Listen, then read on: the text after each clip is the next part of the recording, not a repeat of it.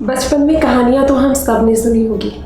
एक राजकुमार और एक राजकुमारी की कहानी, आई एम श्योर ये कहानी तो ज़रूर सबने सुनी होगी। एक राजकुमारी जिससे हमेशा ये कहा जाता है कि एक रात घोड़े पे सवार होकर उसका राजकुमार आएगा, पूरी रात जश्न होगा और सुबह होने से पहले वो राजकुमारी को अपने साथ हमेशा हमेशा के लिए ले जाएगा।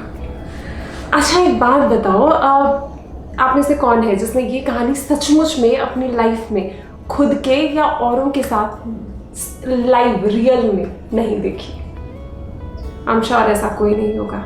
मैं इंडियन वेडिंग्स की बात कर रही हूँ। हर वेडिंग नाइट एक फेरी टेल की तरह ही तो होती है। हर ब्राइड उस रात किसी राजकुमारी से कम नहीं होती। वो उसी कहानी की तरह ही पूरी लाइफ उस एक दिन का वेट करती है और उस दिन वो मतलब अपने बेस्ट पॉसिबल कपड़ों में, ज्वेलरी, मेकअप, सारी चीज़ों में वो तैयार होती है। घर के लोग सारे बहुत खुश होते हैं। उसके सारे best friends, relatives, cousins, family members सारे उस रात उस एक छत के नीचे इकट्ठे होते हैं। Menu can be open also.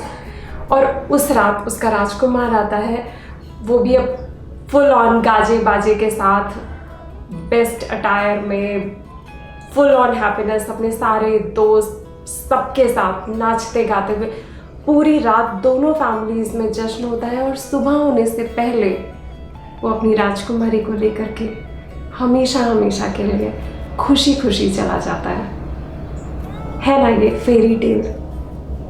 और इस पूरी फेरी टेल में एक फोटोग्राफर का क्या रोल है?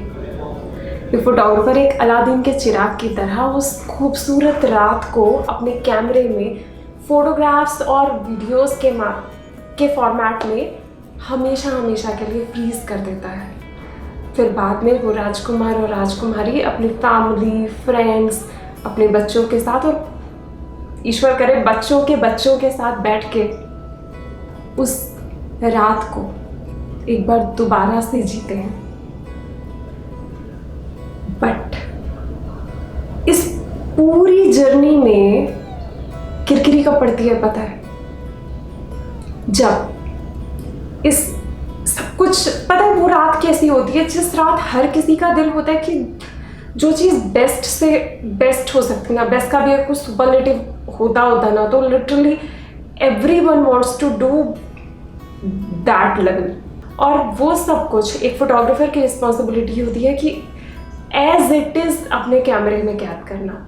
मगर सब कुछ होने के बाद प्रॉब्लम कहाँ आती है? जब बाद में हम वो फुटेज देखते हैं और जब हम डिलीवर करते हैं तो कई बार ब्राइड को लगता है या ग्रूम को लगता है, उनके फैमिली मेम्बर्स को लगता है कि यार मेरा वो बेस्ट फ्रेंड, उसका तो कोई पिक्चर ही नहीं आया, मेरे वो चाचा जी रह गए, मेरे वो फूफा जी, उनका वीडियो में तो फुटेज ही नहीं है, दुल्हन का भाई वो तो सिर्फ काम ही करता रह गया, उसका तो एक भी ढंग का पिक्चर नहीं है। और अब उसके पापा परेशान है कि अब उसकी जब शादी की बात चलाएंगे तो ढंग के फ़ोटो क्या भेजेंगे, जो कि उनको उम्मीद थी कि बहन की शादी में अच्छा फोटोग्राफर किया तो चलो कुछ अच्छे फ़ोटोज़ आ जाएंगे जो मैट्रिमोनियल साइट में लगा दिए जाएंगे। अच्छे पिक्चर्स तो आए ही नहीं है।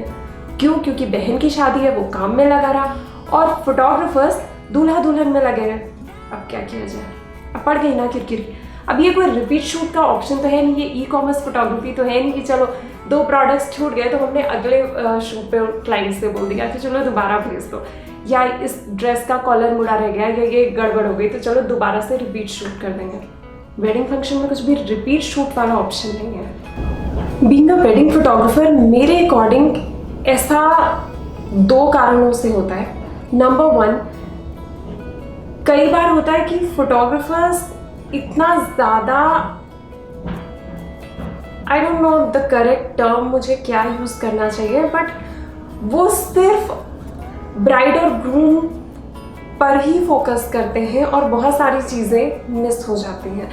देखो, वेडिंग फोटोग्राफी क्या है ना, वो एक पूरे इवेंट का कंप्लीट डॉक्यूमेंटेशन है। ऑफ कोर्स एक कहानी का हीरो और हीरोइन, ऑफ कोर्स वो मेन अटेंशन है, ऑब्वियस है, मगर जो उस कहानी के जो छोटे छोटे कैरेक्टर्स हैं ना वो भी बहुत इम्पॉर्टेंट है। एक पूरे इवेंट का डॉक्यूमेंटेशन का मतलब ये होता है कि जब उस इवेंट के फोटोग्राफ्स या वीडियो देखा जाए तो हमें एग्जैक्टली पता चल जाए कि इस इवेंट में इतने लोग आए थे, ये रिचुअल्स हुए थे, इस तरह का खाना था, ऐसा डेकोरेशन था। मैंने बहुत सारे वेडिंग फोटोग्राफर से ये कहते सुना है कि जी हम खाने का शूट नहीं करते। भाई क्यों नहीं करते? लड़की के माँ बाप ने इतनी मेहनत से सब कुछ मेन्यू सेलेक्ट किया है, सारी चीज़ें किया, आप क्यों नहीं उसको दिखाना चाहते? मैं मानती हूँ कि हो सकता है ब्राइड और ग्रूम इस चीज़ में नहीं इंटरेस्टेड हो, उनके फ्रेंड्स इंटरेस्टेड नहीं हो, but later on may be parents देखना चाहें कि उन्होंने क्या क्या अरेंजमेंट्स किए थे, क्या क्या। इवन ब्राइड ग्रूम भी कभी कभी वो देखना चाहते हैं कि उनकी वेडिंग में क्या क्या हुआ था, कैसे कैसे सारी चीज़ें हुई थी। तो ये चीज़ गलत है कि हम ये नहीं करते, वो नहीं करते, और कुछ कुछ चीज़ें मिस कर देना कि वो तो दूर के रिश्तेदार हैं, ब्राइड और ग्रूम ज़्यादा इंपॉर्टेंट है, उनके भाई बहन इंपॉर्टेंट है, उनके कुछ कुछ कजन्स को छोड़ देते हैं। ये चीज़ गलत है। वेडिंग एक पूरा इवेंट है और उसका कंप्लीट डॉक्यूमेंटेशन इम्पॉर्टेंट है। एंड नंबर 2, वो मुझे लगता है कि ये कभी कभी ब्राइड और ग्रूम से या उनकी फैमिली जो भी फोटोग्राफर बुक करते हैं उनके एंड पे ये मिस्टेक होती है कि कई बार वो कॉस्ट कटिंग के चक्कर में हम उनको सजेस्ट भी करते हैं कि आपका इतना बड़ा इवेंट है, आपके इतने गेस्ट आने वाले हैं, इसमें एटलीस्ट 3 फोटोग्राफर्स चाहिए, कम से कम 3 वीडियोग्राफर्स चाहिए, 3 नहीं तो 2 तो भाई बहुत ज़रूरी है। लेकिन वो कहते हैं कि 3 फोटोग्राफर क्या करेंगे जी, फोटो तो खींचनी, एक बंदा भी फोटो खींच देगा, आप एक कर दो। जब एक बंदा होगा और आप उसको यकीन मानो सांस ना लेने दो, पानी ना पीने दो पूरी रात, तो भी वो कुछ ना कुछ बेचारे से मिस हो ही जाना, उसकी जान ले लो तो भी भैया छूटेगा। फिर आप बोलो जी आपने तो मेरे चाचा जी का फोटो नहीं लिया। कहाँ से आएंगे चाचा जी उसके कैमरे में? बेचारे का एक ही तो लेंस है, कितना कर लेगा वो? मैं ये नहीं कहती कि आप अपना बजट बढ़ा लो, क्योंकि हर किसी का एक लिमिटेड बजट होता है, आई अंडरस्टैंड, लेकिन कुछ सजेशन देना चाहूँगी कि कैसे हम थोड़ा सा कॉस्ट कटिंग भी कर सकते हैं और हम पूरे इवेंट को बहुत खूबसूरती से पूरा कवर भी कर सकते हैं। कई बार होता है कि कपल उनके जो छोटे छोटे फंक्शन होते हैं, जैसे हल्दी मेहंदी है, इस तरीके के छोटे छोटे फंक्शंस होते हैं, और वो कहते हैं नहीं नहीं जी हमें वो भी कवर कराना है और पूरा पूरा कवर कराना है, फोटो भी होगी, वीडियो होगा साथ में उसकी वीडियो एडिटिंग भी होगी, तो वो एक्सपेंडिचर भी ऐड होगा।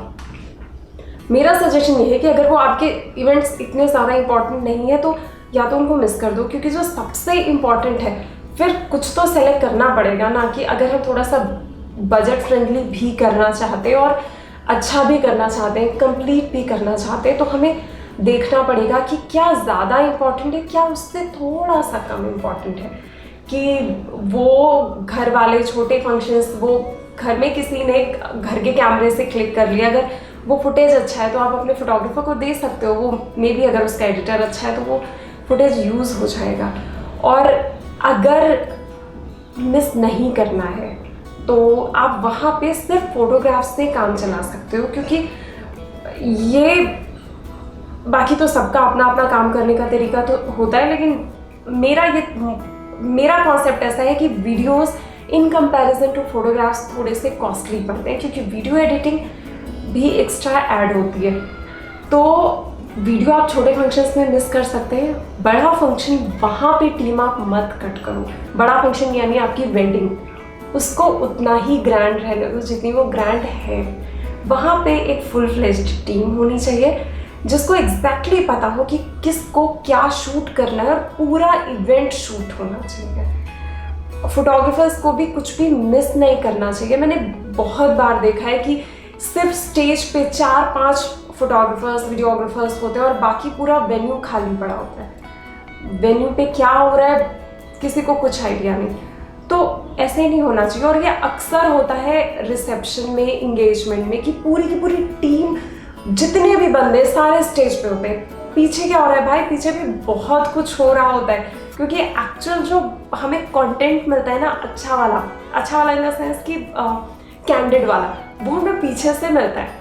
कि फनी फेसेस मिलते हैं, कुछ बहुत ही स्माइली फेसेस मिलते हैं, कुछ बहुत ही कैंडिड से मोमेंट्स मिलते हैं जो हमारे वीडियोस और फोटोग्राफ्स पूरी एल्बम की जान बन जाते हैं। तो वो मोमेंट्स आप मिस कर देते हो अगर सारे के सारे आप स्टेज पे लगे रहे। अल्टीमेटली स्टेज के फोटो तो एक ही कैमरे के लगने हैं ना, सीधी सी बात है। जिस कैमरे में ब्राइड ग्रूम और जो भी स्टेज पर लोग हैं उन सब का आई कांटेक्ट जिस एक लेंस में होता है, सिर्फ उसी कैमरे के फोटोग्राफ्स यूज़ होते हैं। बाकी आप किसी भी एंगल से खींच लो वो यूज़ नहीं होने, बशर्ते आप कुछ कैंडिड मोमेंट्स ले लो तब तो ठीक है, अदरवाइज कुछ नहीं होने वाला। वो सिर्फ स्टॉप करने की बात है। हमने क्लाइंट को बोल दिया हमने 2000 फोटोज़ दिए हैं, बट आपने एक ही चीज़ के 5 फोटोज़ दे दिए जिसमें हार्डली एक कैंडिड है, 4 ऑलमोस्ट सेम है अलग अलग एंगल से, तो कोई मतलब नहीं बना। यहाँ पे ऐसा नहीं है कि फोटोग्राफर ने अपनी मेहनत कम कर ली, फोटोग्राफर की टीम ने उतनी ही मेहनत की, क्लाइंट ने उतने ही पैसे खर्च किए। ऐसा भी नहीं कि उसने कोई पैसे बचा लिए, उसने पूरा इवेंट एक फोटोग्राफर से शूट करवा दिया, ऐसा भी कुछ भी नहीं हुआ। उसने 4 ज़रूरत है 4 बुलाए, बट पर्पस फिर भी नहीं सॉर्ट हुआ। चाचा जी का फोटो तब भी छूटा। तो मेरा सजेशन ये है कि आप कुछ भी करो, इवेंट छोटा हो या बड़ा हो, करने से पहले उसको प्लान कर लो, और उसकी प्लानिंग की जो फाउंडेशन होती है वो उस वक्त से बनती है जब बुकिंग होती है। बुकिंग के टाइम पे ही आप सारी चीज़ें बात करो, क्लियर करो, क्लाइंट के साथ सारी चीज़ें डिस्कस करो, क्लाइंट से बात कर लो कि आपके कौन कौन से बहुत ही खास लोग हैं, कौन से आपके बेस्ट फ्रेंड्स हैं, कजिन्स हैं। ऑफकोर्स क्लिक सबको करना है, छोड़ना किसी को नहीं है, बट यू शुड नो कि फैमिली, मेन फैमिली कौन है और फैमिली के बहुत क्लोज वंस कौन है, ये आपको इवेंट में जाने से पहले से पता होना चाहिए।